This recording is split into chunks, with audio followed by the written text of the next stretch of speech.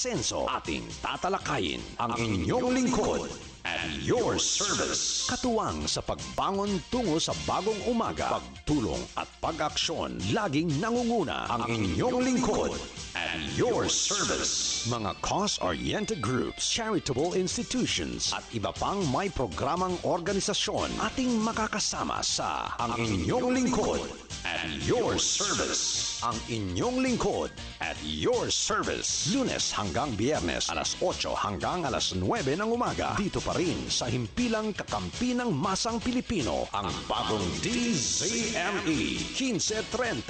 Ang inyong lingkod at your service. Broadcasting live from the Capital Broadcasting Center studio in Ortigas, Pasig City, Philippines. 25,000 watts of pure AM power. 25,000 watts of pure AM power. Matapang sa pagbabalita, punong-puno ng informasyon, laging handa sa public service. Ang pagbabagong hanap mo sa AM. Ito ang DZME 1530.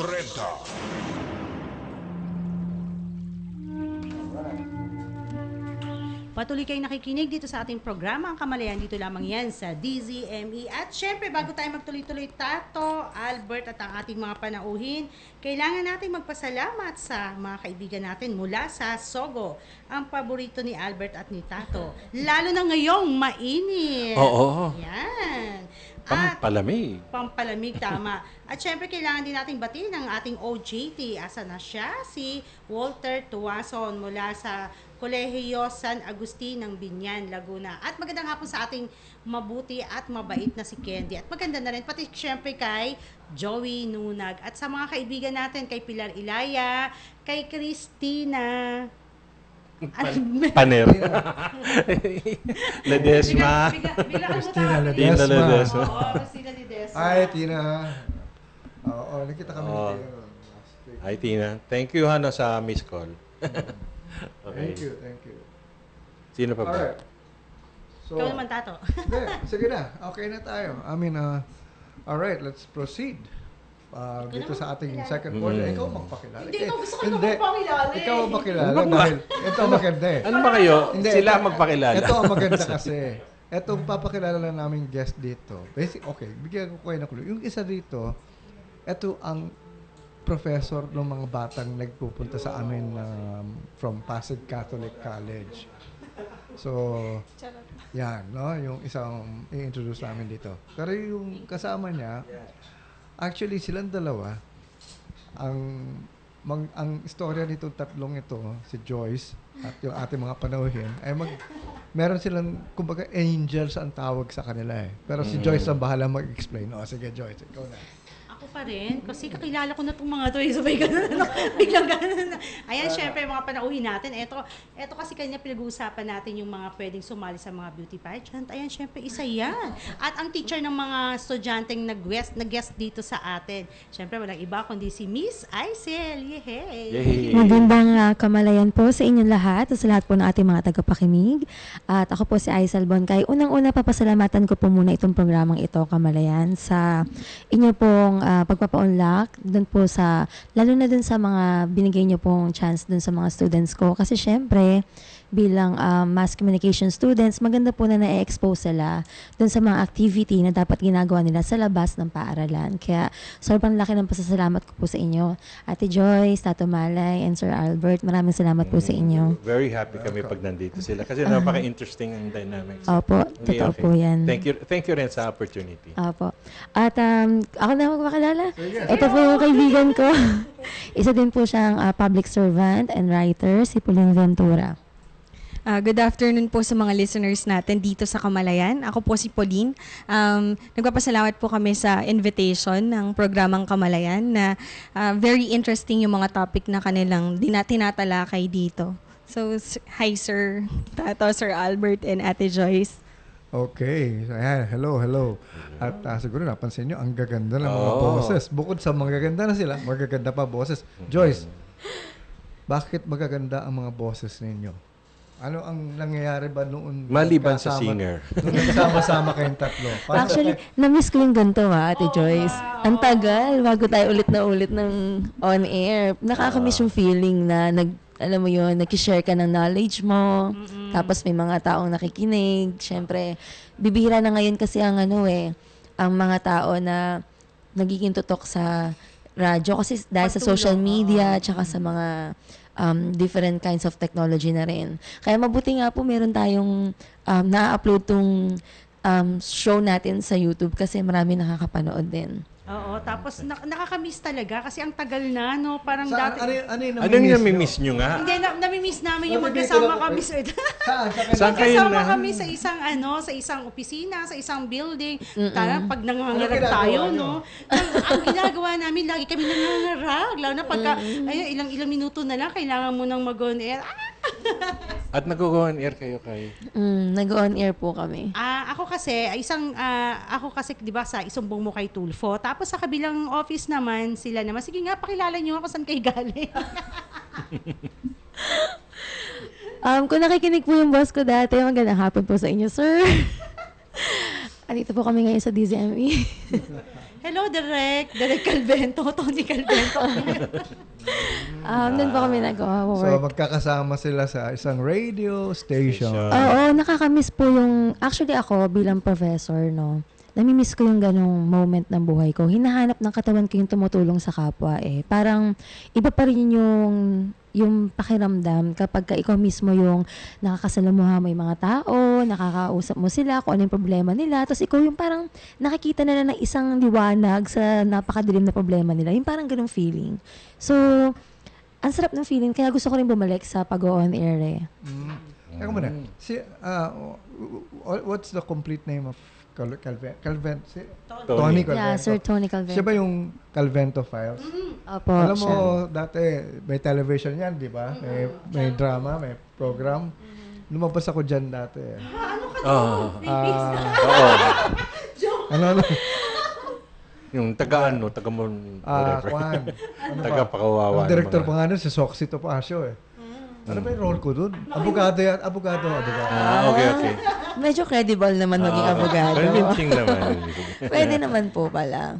Mabalik tayo dun sa mga trabaho natin nung nakaraan. Alam mo yung affected ka sa problema ng bawat isa.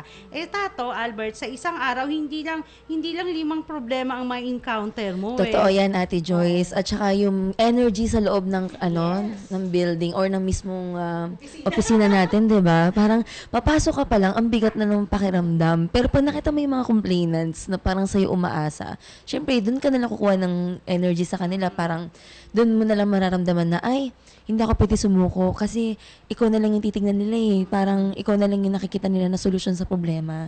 So, ganun. Ikaw, yung experience mo.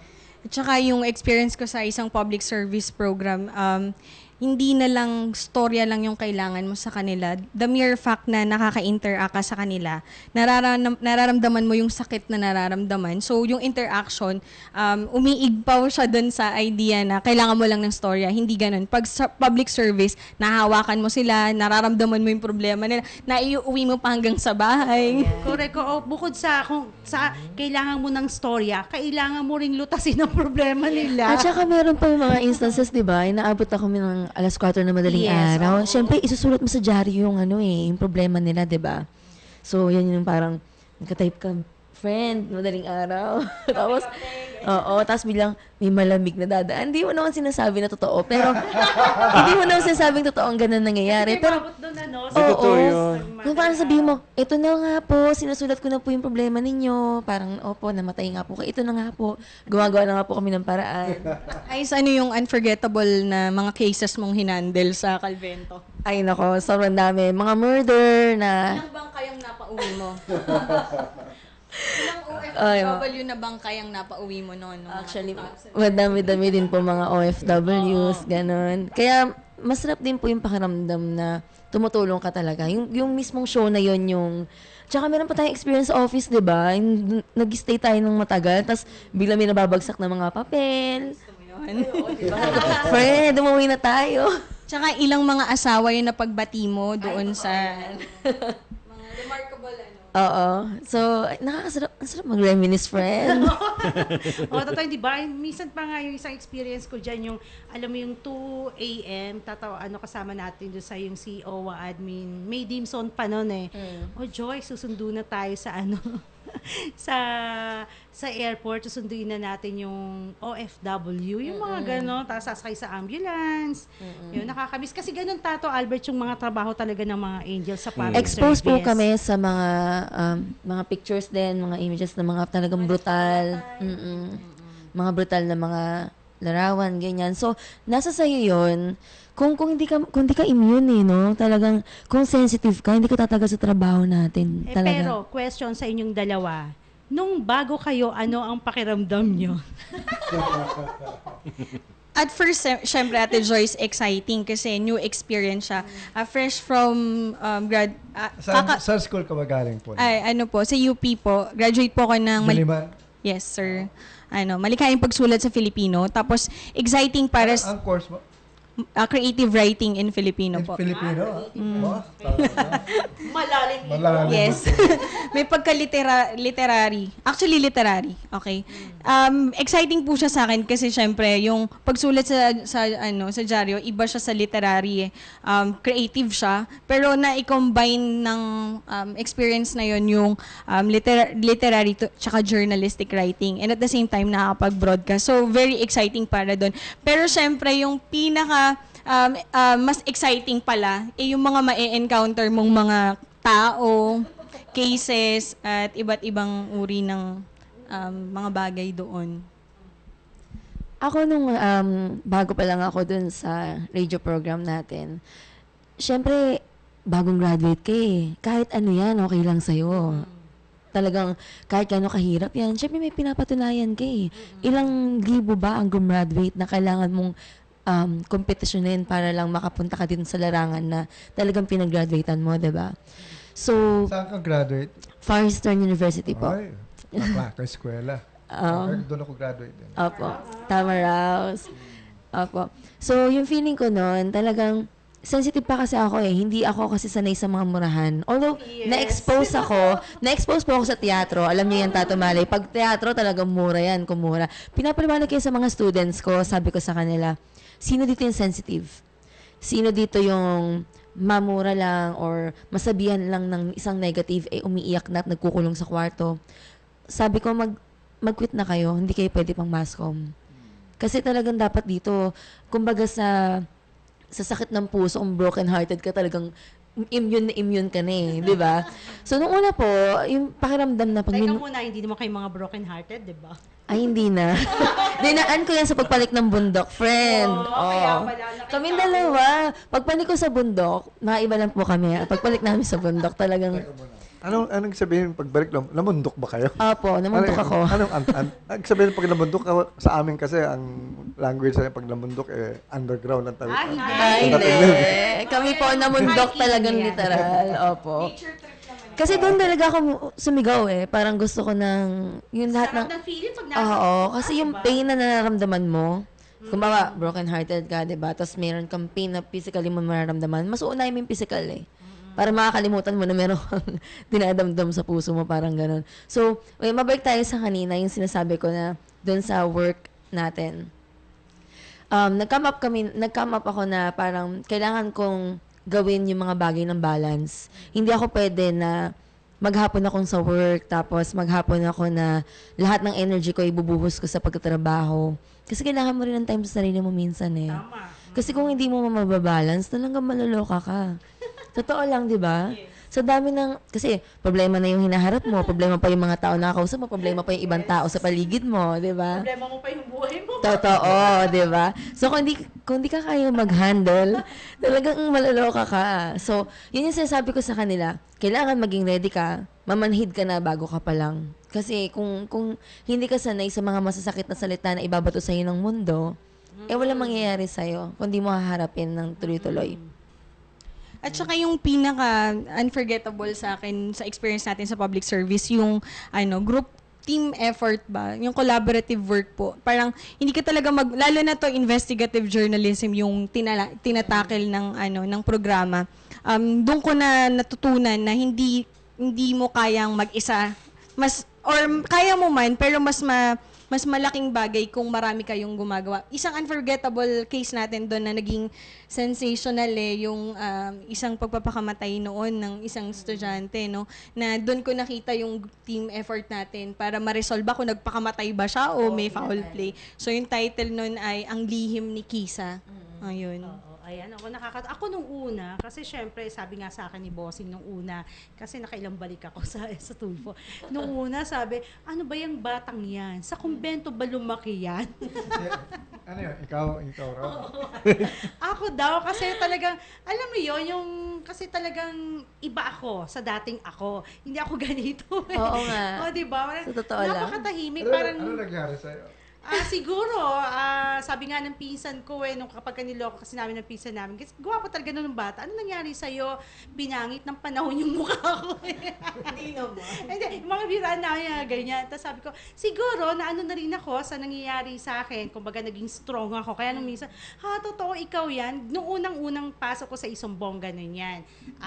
Sa kumbento ba lumaki ang batang yan? Kasi tas yung ang hirap, parang hindi ko kaya na, oh my God, paano ko masasolve to? Ganito yung isa, di ba? Yun nga. Tapos yung pressure pa, di ba? Yes, so Kailangan mo oo, ma-resolve yan. Ganyan. Kailangan imbestigahan mo to, bla bla bla. Tapos, anong petsa natin, nahanap na ako sa amin, nasa kalin pa ako. Kaming dalawa ni Pauline, alam mo yung nangyayari sa amin, di ba out namin ng 6 o'clock, right? Inaabot kami ng 3:00 na madaling araw. Naghahanap kami ng tuyo. Spicy tuyo. Kasi doon namin ilalabas lahat ng mga ano namin. Mga nega. Idadaan sa kain. Dinadaan po namin sa kain. Alright, Tapos pwede naman. maghapon kami nag-uusap. Tanong ko lang, ilang years kayo tumagal dyan sa trabaho niyo? 5 years? 5 years? Ako po, 2 years. 2 years lang. Nauna po ako. Pero ikaw 5 years. Opo, 5 years. Aizal. In other words, yung pressure, yung sinasabi mo lahat ng mga problemang dumarating, natiis mo yan for 5 years. Yes. Opo. Congratulations. Mind over matter siguro. And sa liga naman po talaga ng journalism, parang it takes a lot of courage and bravery para pasanin mo din yung dinadala ng mga lumalapit sa'yo. So, in other words, kaya may pressure din sa inyo kasi na emotionally nasasaniban. Tinatamaan kayo emotionally. Oo, totoo. Alam mo kasi, pwede naman, hindi ba kaya yung just be objective? Ito ganun ang buhay. Wala akong magagawa, dugo yan. Kasi the first 2 years, talagang emotional po ako. Pero nung tumagal, wala na rin. Talagang trabaho ko to, harapin ko to. Utak na lang so talaga. eventually, nauuwi sa ganun, yung Opo. mas objective ka na. Sabi niya, yung binasa natin yung halamanization, nagiging halaman ako minsan, wala akong pakiramdam. Hindi, pwede naman kasi mag-empathize, hindi man, you don't necessarily have, yung sympathy kasi yun ang, doon ka nadadala At saka ako po, naniniwala din po ako, sir. Masasagop, mahihigop ka nun. Opo, tama. Empathy lang yung, okay, naintindihan ko yan. Ganun Tama lang. po. Sige, okay. Kasi once na ayusin ikaw natin. mismo yung lumugar doon, talagang dadamdamin mo, hindi rin magiging healthy sa'yo bilang tao. Oo, kakainin ka ikaw noon. kasi yung tumutulong So, dapat ikaw yung talagang mas strong kumpara dun sa... Medyo naka-out ka ng konti. Opo, tama. Ganun pa yung ginagawa din namin doon. Or otherwise, hindi ka tatagal ng 5 taon doon. Totoo po. Feeling. Okay. Alam mo, nung pinapakinggan ko yung mga kwento niyo, sabi ko, my God, opposite to sa ginagawa namin dito sa Kamalayan. Hindi kasi alam mo, Kamalayan, pag may dumating dito may problema, sinisisi namin yung tao mismo. Bakit mo na-attract yun sa buhay mo? Medyo hindi nga kami pwede. Sorry. Kaya ako nagpapasalamat talaga ako ng malaki kay Bossing, kay Mon Tulfo, kasi nakilala ko si George Season sa pamamagitan ni Mon Tulfo, and then nag-George Season ako. Eto namang dalawa nakilala ko, parang alam mo yon, sabi ko nga, kasi 'di ba nung sa yung trabaho kasi natin, 'di ba? Kasi darating sa iyo yung complainant, iiyakan ka, walang oras yan, kahit ano ng hating gabi iiyakan ka. Kaya nga ako nagpunta sa inyo para humingi ng tulong, tapos wala kayong magagawa sa akin, ganito ang gobyerno, bla bla bla. Papaliwanag mo kasi ganito ang batas. Biglang sasabihin sa'yo, yung batas na yan, wala namang kinalaman yan sa mga ano namin. Sinasabi na, dina-down pa talaga sila. Tapos nung unti-unti, sabi ko, teka, parang hindi na balanse ang buhay ko. Simula nung makilala ko yan si George Season. yearly di ba? Yearly nagkakasakit ako. Teka, mukhang hindi na balanse, parang hindi na ako masaya dito. Bakit ba pag nandito ako sa positibong pananaw na to, umiiba yung aura ko, umiiba yung naging pananaw ko na, tapos hanggang sa eto na tuloy-tuloy. Actually, totoo yan, Ate Joyce. Diba? Nung nag-resign, or I mean, nung nawala na po ako sa radio, nung sa work ko before, ang dami nakapuna na parang umaliwalas daw yung mukha ko. Kasi noon mukha tayong talagang haragan. Oo. Hindi, kumbaga, parang, kasi sabi nga nila, di ba, ina-attract mo kung ano yung talagang napupunta sa'yo na, kung ano yung nangyayari sa'yo. Actually, naniniwala din ako doon. Di ba napag-usapan natin yun one time? Parang sinabi nating dalawa na kung ano yung nangyayari sa atin, dami kasi namin plano nito. Meron kami listahan, mag-Europe kami. Talagang, kiklaim natin to friend, di ba? Mangyayari yan. Dito na kayo sumama sa Kamalayan. Ay, why not, sir? Tama, may point yung sabi ni Ate Joyce kanina na balance eh. Kailangan naman din talaga nating i-serve yung kailangan nating gawin sa public service. And at the same time, kailangan din natin hanapin yung balance. So, it helped na na-try natin yung mountain climbing nun, di ba? Nakatulong din sa pag-unload ng negativity. Pagbalik namin, bagong tao na naman. Next time, beach naman. Pero kailangan balance din, di ba? Tama. Sorry lang. Hindi ako kasi nung nag-aaral ako nung college ako sa PUP, talagang alam mo naman mga kabataan doon, talagang pag nakakahanapin ko yung mga pictures ko dati, talagang pinupuntahan namin, nagbubundok talaga kami, lahat kung saan hanggang sa kung ano yung kaya naming abutin. So, nung bumalik ulit ako sa Isumbong, sabi ko parang hindi na balanse kasi namimiss ko na yung pag-alis-alis. Parang feeling ko, nasakala ko ng yung straight na 6 years yata, bukod pa yung sa dati kung bumabalik ka. Parang feeling ko, parang 6 years na nasakal ako dito, parang nagkaroon ako ng feeling na parang gusto kong maging malaya ulit. Ganon. At saka yung feeling na iinit ang ulo mo minsan kapag hindi mo kayang i-control yung sarili mo. Kasi yung darating ka talaga sa ganung point. Parang kahit wala naman kasalanan yung tao, masisisi mo din kasi ikaw mismo yung mainit yung ulo, 'di ba? So, ayan. Kami kasi ni Pauline, nagkakilala kami nito dahil sa salamin. Dapat pala ang title ninyo salamin. Oo, sa salamin. Ako, bata pa lang kasi ako, talagang kinakausap ko yung salamin. Kaya mo yan, huwag ka maniwala sa sinasabi nila. Maganda ka. Kasi talagang, sorry po, sobrang pangit ko talaga. Hindi, sobrang pangit ko talaga nung bata ako As in, ang buhok ko parang kay Tato Mali, lagyan mo ng bangs, Sabay, yung mother ko, hi nanay, kung nanonood ka ngayon, salamat sa'yo. In-expose mo ako sa buhok na panlalaki. Simula grade 1 hanggang high school. Umiiyak ako sa parlor, Talagang sabi ko. Marami kang kuto. Hindi. Style ng nanay ko yung para tipid sa shampoo. Hindi magastos, saka sa tubig. Madaling manlawan. Anymore siguro yan. Totoo. Yung ghost, yung hair. Oo. Gusto Tapos, kasi nun. ganon. Ako, nung bata ako, syempre, binubuli ako ng mga kapatid ko. Tapos, ang dami ko pang allergies, ganyan. Kasi mahilig ako sa isda. Sabi ko, allergy, dami kong peklat, ganyan. Pero, kahit ganon pa man, tumaharap ako sa lamin. Tapos sinasabi ko, okay lang yan. Darating ang panahon. Sinabi ko sa mga kapatid ko yan. Hi sa mga kapatid ko. Rian, RL, and Ann. Sinabi ko sa kanila, darating ang panahon, sabi ko, kung meron magiging successful sa ating magkakapatid, ako yun. Kasi naniniwala ako sa sarili ko. Wow, ganun ang kamalayan nito, Tato. Ganon ang peg ko, Pwede na nga sa Kamalayan. Tapos, Pwede na ako mag-resign dito. Seryoso ko.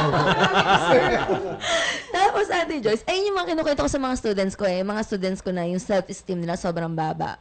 Tapos sinasabi ko sa kanila, pinaline up ko sila yung 2 linya. Lahat ng leader, kasi first day ko I don't know kung sino yung mga nag-excel sa classroom or sino yung mga mahihina. So, ang ginawa ko ganito, lahat ng leader tsaka mga galing, pila dito sa kanan. Lahat ng mga sunod-sunuran dito sa kaliwa. Pila sila.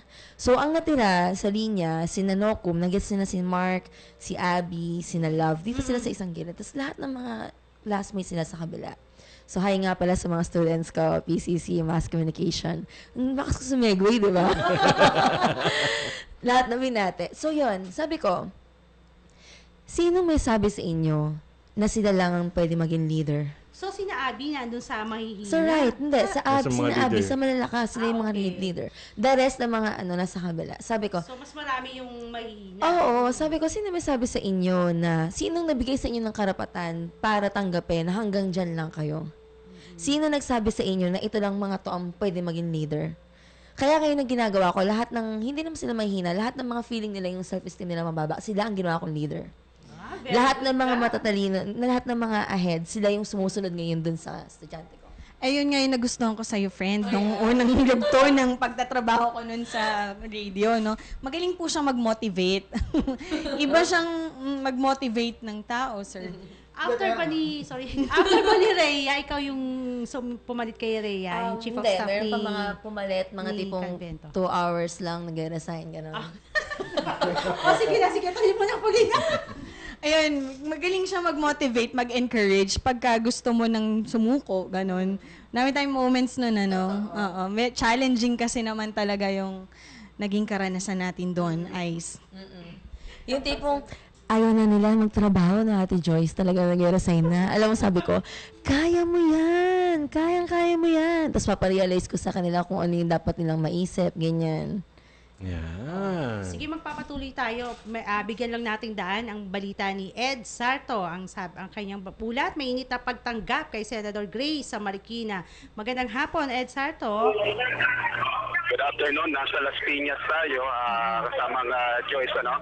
At dito nga personal na sinalubong ni Mayor Imelda Aguilar. Ito yung may bahay ni Mayor Nene Aguilar ng Las Piñas City. Itong si Senator Grace po. Sa kasalukuyan ay nandito kami sa barangay CAA.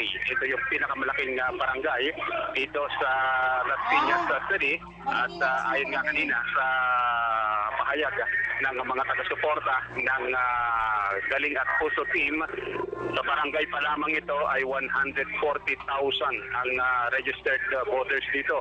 Kaya kinakita natin kung paano tinanggap ng mga taga Las Piñas itong si Senator Grace po na ngayon ay nandito na sa ibabaw ng entablado sa isang covered court dito sa may CAA o barangay CAA. Sa kanyang pahayag kanina sa ambush interview ay napagtuunan ng pansin at natanong ng media tungkol doon sa naging pahayag ni Mayor Rodrigo Duterte kaugnay sa pinatay at nagahasang Australian national may ilang taon na rin ang nakalilipas. Ayon dito kay Senator Grace po, nakalulungkot dahil ginagawang biro ng alkalde ang ganong klaseng sitwasyon na hindi katanggap-tanggap dahil ito ay taasang pagyurak sa kababaihan. Hindi lamang anya sa ating bansa ito magiging issue dahil ngayon nga ay natawag na ng pansin at nakarating na sa Australian government ang issue ito at maging sa pamilya ng misyonaring pinatay at ginahasa sa Davao City may ilang taon na rin ang nakalilipas. Umaasa itong Senator Grace po na hindi magiging sagabal o hindi magiging mitya ang pahayag na ito para magkaroon ng sigalot ang ugnayan sa pagitan ng Pilipinas at Australia. Naniniwala ito na kailangang magkaroon ng awareness na ang taong bayan sa kanilang gagawing pagpili. Kailangan umano na makita ng sambayan ng Pilipino at masuri ang bawat pagkatao ng mga humihingi ng kanilang boto.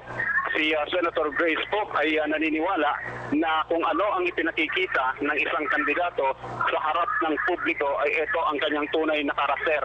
At sa ginawa umano ni Mayor Duterte na bukod sa nagmumura ay nagpiro pa sa isang biktima ng panggagahasa ay ito'y pagpapakita na talagang kulang ito ng respeto sa mga kababaihan.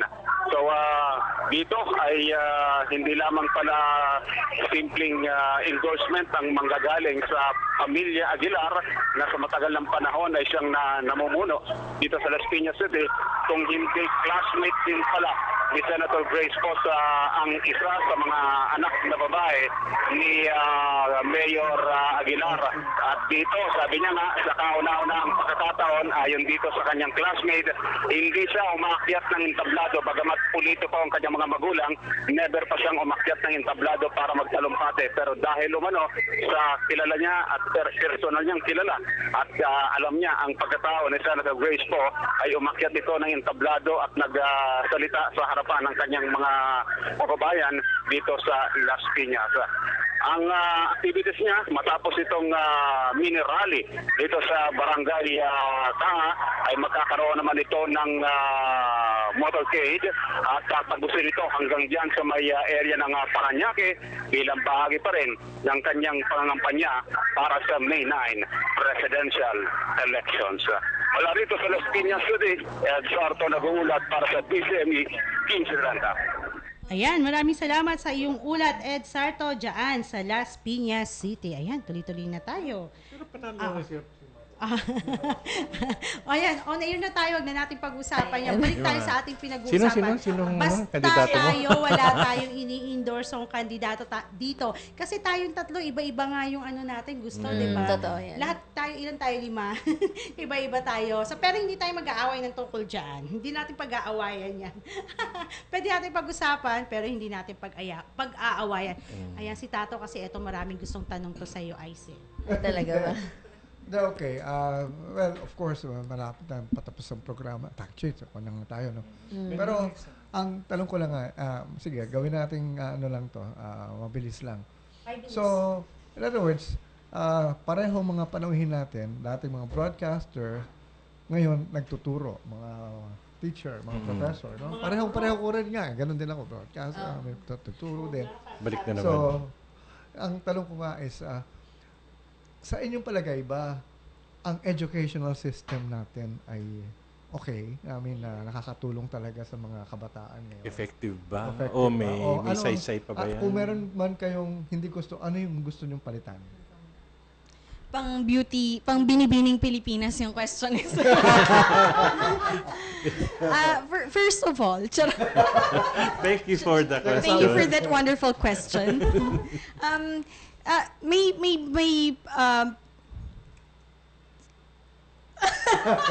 ang hirap. Pero mukhang tatalo sa ano to. Pero above all, syempre mayroon po akong malaking paniniwala para sa edukasyon. Pero sa sistema ng edukasyon natin sa ngayon, ngayon madaming adjustments na mga nangyayari. Pero sa dulo-dulo po ng lahat, naiiwan nito dun sa tiyaga ng isang estudyante kung paano niya mas mapagyayaman yung sarili. May edukasyon, okay, pero siya mismo sa sarili niya, dapat buo din sa loob niya kung paano niya mas paunlarin yung sarili niya, bukod sa tulong din ng edukasyon. Okay, thank Okay, you. tama ka dyan, Pauline. Contestant number 1. Para po sa akin, Tato Malay, okay ang para sa akin yung educational system sa Pilipinas, nakukulangan po ako. Bakit? Gusto ko sana na yung mga bata, I mean, yung kultura kasi ng Pilipinas, parang hanggang dito lang. Parang, ito yung mga bagay na dapat mong gawin kasi Pilipino ka. Ito yung mga bagay na dapat mong aralin kasi Pilipino ka. Pero, once na, I mean, yung, kasi parang, tinuturo ko po kasi about culture din sa school eh. So, pinapaliwanag ko sa mga estudyante ko, hindi dahil nasa Catholic school kayo, ito lang yung kaya nyong gawin. Naniniwala ako sa kakayahan ninyo. Lumabas kayo. Mag-aral kayo ng hindi lang kung anong tinuturo sa school. Makipagkilala kayo sa mga tao, alamin ninyo kung ano pa yung mga bagay na pwede nyo matutunan na hindi nyo makukuha sa paaralan. Kasi para sa akin, yun ang importante. Yun yung dapat nilang matutunan. Dahil hindi lahat ng bagay natututunan sa paaralan. Thanks so much. Alright, may dagdag pa ang contestant number 1. Sususugan ko, sir, yung nabanggit ng aking kasama dito na ang problema kasi para sa akin, yung pagiging output-based ng educational system natin ngayon ay sinusukat yung kakayanan ng estudyante ng ABCD, sukat siya, pero hindi natin naintindihan na hindi mo siya masusukat sa ganun, hindi siya nakakahon. Kasi bawat bata ay iba-iba ng abilidad at kakayanang umintindi. So para sa akin, medyo may problema yung output-based, pero may iba kasing layunin naman ito. Depende, pero nangyayari na siya ngayon, di ba po, sa K-12. Okay. Actually, kung may oras pa nga sana yun ang gusto kong malaman din. Ano bang tingin nyo? Siguro, tanungin ko na rin kayo. Ano ang palagay ninyo dyan mangyayari sa K-12 ginagawa na ngayon ng ating pamahalaan. Okay, sa school po kasi namin ngayon, nasa adjustment period pa po kami. Parang hindi pa kami ganun kahanda. Masasabi ko po na halos lahat ng mga guro ngayon, hindi pa sila ganun kapreparado na harapin kung ano yung mga changes na dapat nilang, katulad ko, ang dami ko din kailangang i-review. Meron kaming OB na output-based na ginagawa for seminars and everything. Pero para sa akin, kukulangin yung panahon. Lalo na ngayon mag-election, may mga presidente na gustong vice president nagsabi na bubuwagin nila ang K-12 eh. Pag nanalo sila. Pag nanalo sila, sinabi po nila na gano'n, no? Anyways, ikaw, Pauline. Ako kasi dito sa pinakamalaking epekto para sa akin ng K-12 yung pagkatanggal ng Filipino eh. Alam mo naman na BA Filipino ako, no? Oo nga pala, no? Tama. So, na-limit yung yes, sir. subjects. At importante Pilipino eh. Para sa akin, ang stand ko lang naman dito malaking chunk ng pagkatao ng bawat kabataang Pilipino na kailangan nilang maintindihan yung kanilang kasaysayan, kultura at panitikan. Kasi malaking chunk ito ng pagkatao nila. Kung hindi nila ito maintindihan, kulang. Totoo yan. Okay. So, narinig na ninyo ang sagot ng ating mga contestants. There you have it, folks. Pero may idea ba kayo kung ano yung mga changes na i-implement nila sa K-12? Ano ba yung mga babago? Kasi ang feeling ko parang i-extend lang nila eh. Parang huhugutin lang, ito, dadagdagan natin ng time. Pero, are they gonna teach them anything new? Different? Sige. Are they gonna teach them Kamalayan? Sana ay i-teach nila yung kamalayan. Kasi sa K-12, rulered eh. Parang ruled lahat eh. Parang nakabox yung kanilang Ganun naman talaga ang educational system, di ba? Yung may talagang may measurement talaga. Pero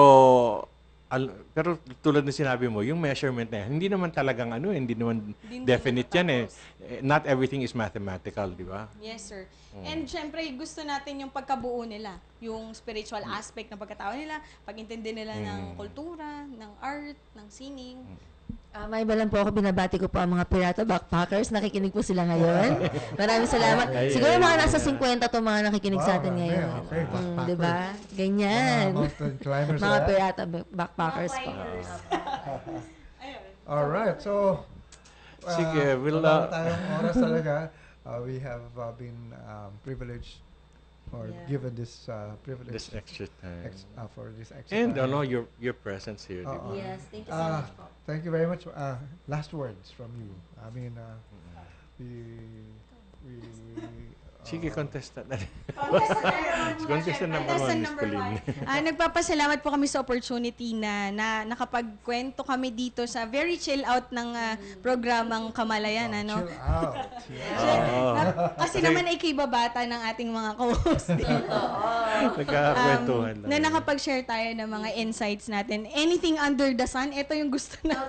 Ito yung masayang programa. Actually, if you have the time, feel free to come over. Thank you, sir. Gusto natin yan, sir. Salamat po sa... Maraming salamat po sa inyong lahat. Miss Pauline Ventura. Okay. Maraming salamat po sa inyo, sir, sa lahat po ng, lalo-lalo na sa pagtulong niyo sa akin na magbabukas ang kamalayan ng ating mga estudyante. Maraming salamat po sa inyong oportunidad. Maraming salamat. Alright. So, yun po si Professor Aisel Bongkay. Okay. Well, thank you very much for keeping us company today. Kasi very interesting.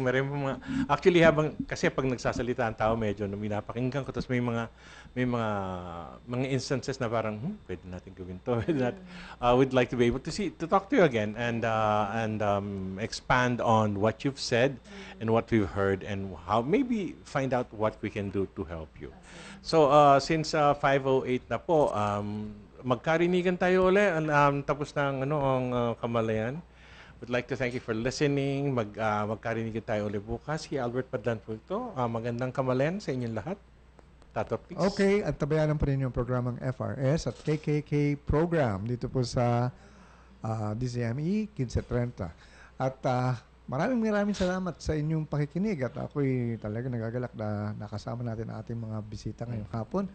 So, ito po si Tato Malay na nagsasabing isang magandang kamalayan ulit. Congratulations nga pala kay Love Bernardo. Nung Friday ko sana siya babatiin, kaso nakalimutan ni Alex na. kailangan pa pala akong magpaalam. Ayan. Sorry naman nung Friday. Ayan. Ako po si Joyce Molon. Hanggang bukas magkarinigan po tayo dito sa programang Kamalayan. Thank you, guys. Thank you.